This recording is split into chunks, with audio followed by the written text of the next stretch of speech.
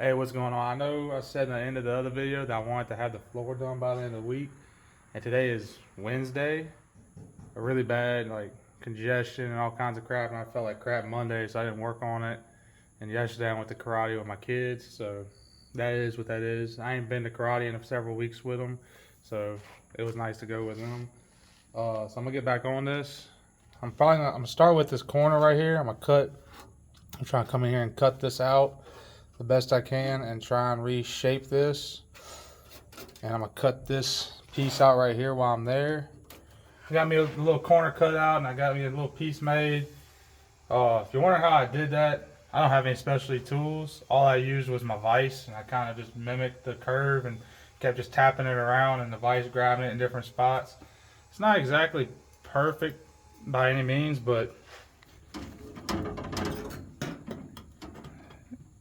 you see it sits in here pretty good. So that's going to work out relatively well. I just got to figure out this gap back here, which I think I could just tack a little strip in there to make up this gap back here, which I might put it back in there like I had it, take a measurement, go ahead and cut me a little strip to try and fill that void, and then tack it to the piece I have, so when I set it in there, all I gotta do is run them down and tack everything all together. Maybe not try and weld it out all the way, at least have it all tacked in good. So I got the floor pan pretty much sitting where it needs to be at. I'm gonna crawl underneath. I was gonna try and mark it from the top where I need to put these spot welds. I was eyeballing it here with a paint marker. Kind of drew two lines over here where the frame rail's at under here, and kind of slid it down and marked it here. I'm gonna crawl underneath the truck, draw me a Sharpie line all the way across, and I'm gonna go down and make my dots and drill me some holes in it.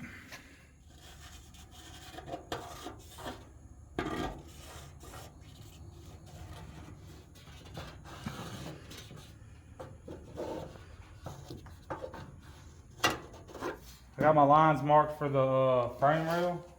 I'll go ahead and pop some holes in the middle of the line all the way down for the spot welds.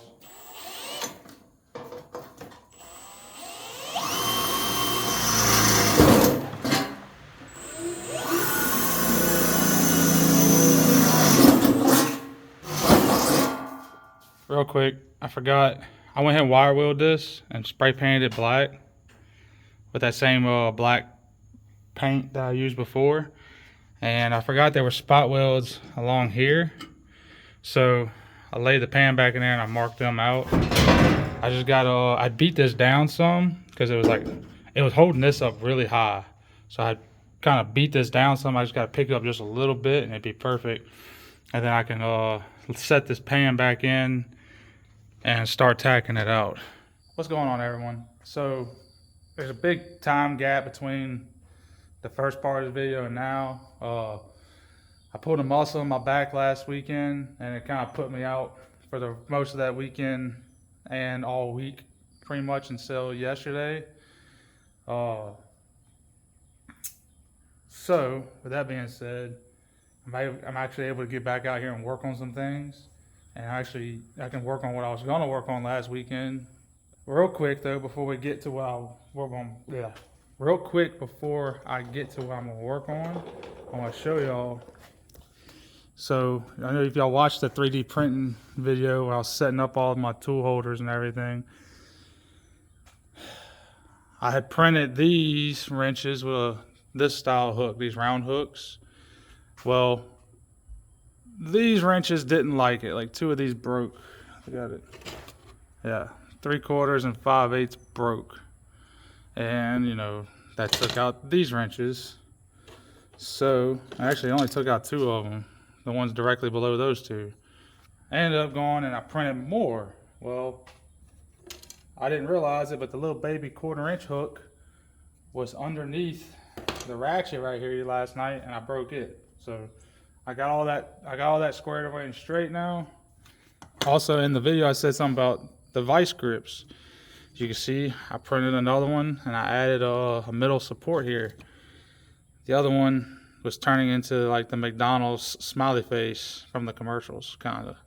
That was a trial and error thing. And those of you that are downloading any of this to print are getting the better versions of stuff after I've broke them several times. So you're welcome. On to what we're working on today. So I have this electric motor here that came off an air compressor. And we have my broken air compressor. So the story with this air compressor and why it doesn't work, it ain't worked in several years. I've been struggling with a pancake compressor for years, or converting to electric tools on everything. So anyways, the story behind this is, I guess we had a bad lightning storm, and I think it got hit or surged, back surged through. And I know it had a little circuit breaker right here on top that did not protect it.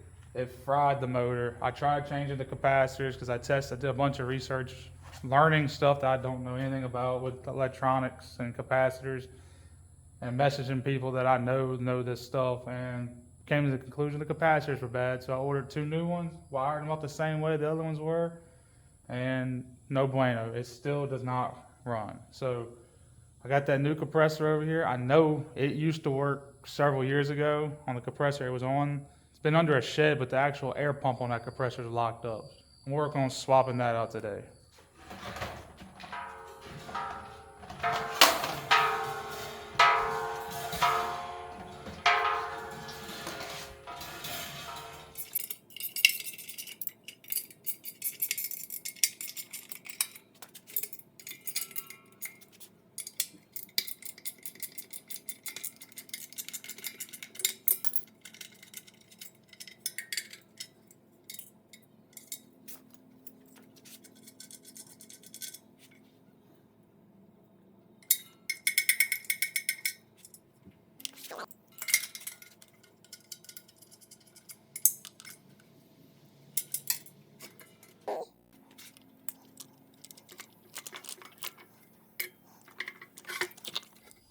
All right, we got the motor off, and I know there's a considerable size difference in the bodies of these 2 motors.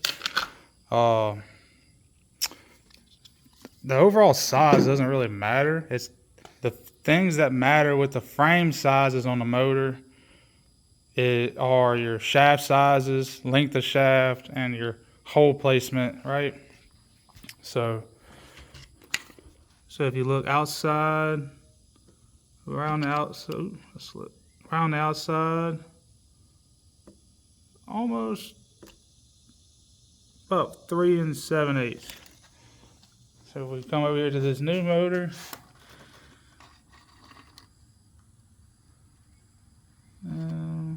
yeah, I think we'll be able to use this hole and this hole.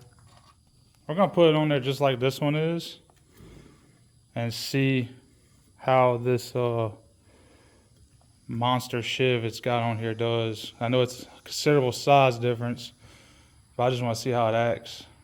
It might not be able to do it because of the belt. I didn't take the belt with me on the old one that I took this motor off of.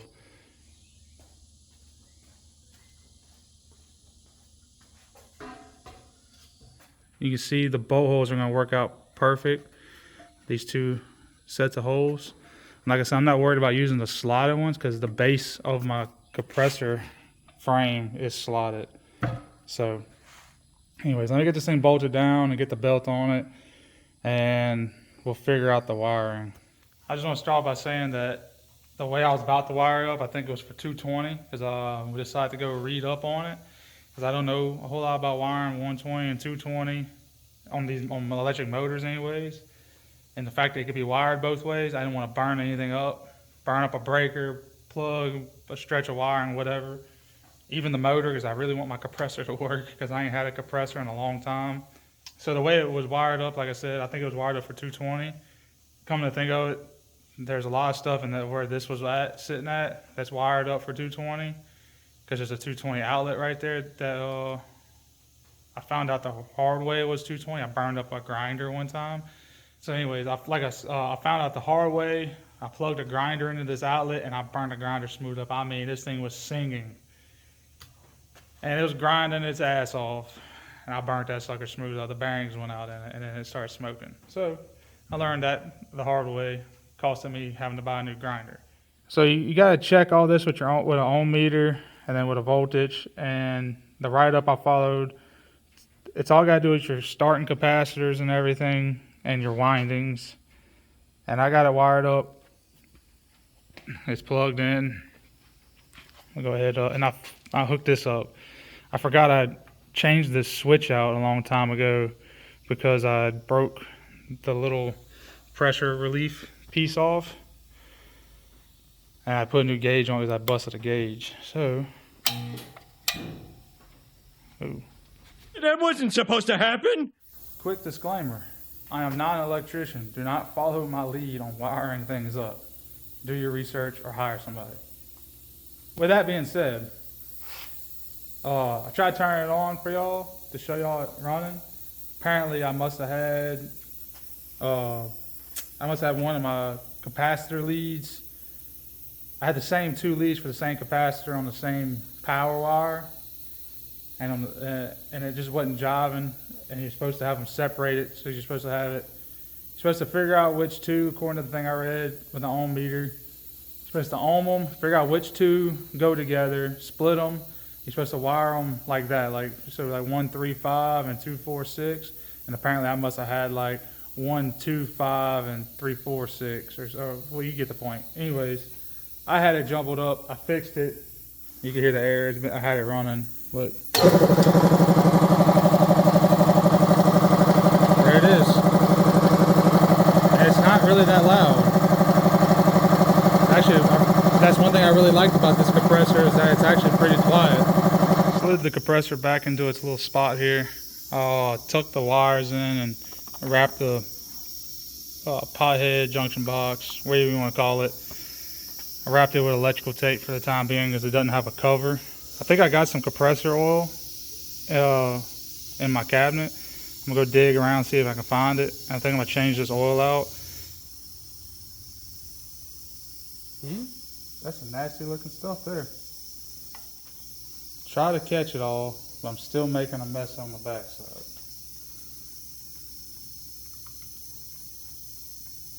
Alright, as you can see, a little bit high, but it'll be alright. I just gotta clean up my oil mess now. A little quick facts. Basically, the only thing original to this compressor now is the tank. It's done me well for being free. We'll be back after a word from our sponsors. Hey, if you like what you see here, hit that like and subscribe button. It's a lot easier to hit that button than it was for me to change out this motor. So if you don't mind, do me a little favor and hit that subscribe and like button. It'd be greatly appreciated. Thank you. Alright, now that we got the air compressor working, let me show y'all the main push for me changing this motor out all of a sudden. We got a plasma cutter. So this should help out a lot with the project and future projects going forward. Cutting with that grinder, you get into some of them tight spaces, you can't do it. I tried using a Sawzall in a couple of spots. It's a nightmare doing that. This right here is the ticket. So I got only thing, it seems like it's an ongoing, reoccurring thing with me, I feel like sometimes. I gotta do something to it before I can use it. So I gotta change the plug end out on it. This is a 50 amp plug to go on all my 50 amp outlets. This is a 50 amp machine with a 30 amp plug on the end of it. So let me get that changed out real quick and then we'll do some test cuts.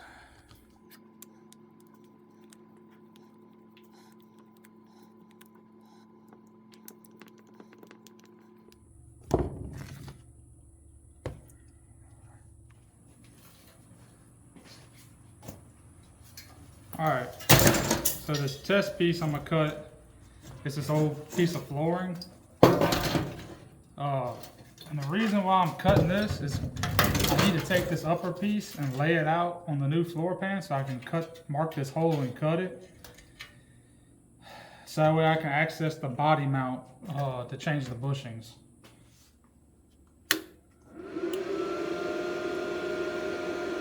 Yeah. Hey, if you're not getting excited over the little things in life, then what's the point, right? I guess I get excited real easy over just little things working. The fact that I changed the plug out, the fact the air compressor's working now, which if I don't trip over everything. Then you turn this thing on and let it build some pressure. You gotta love it when stuff just works, you know? And I love it when stuff just works, right? Let me get some air hoses stretched out. I think when that compressor kicks off, we'll do some test cuts.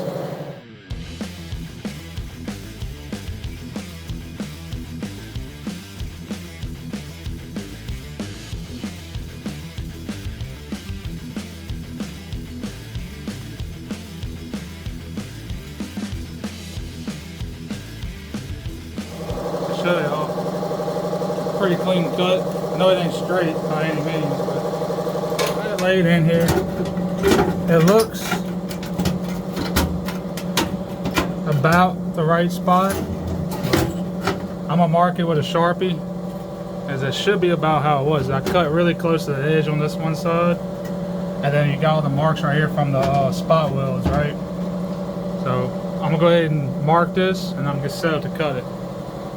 All right, I gotta drill a little pilot hole so I have something to start.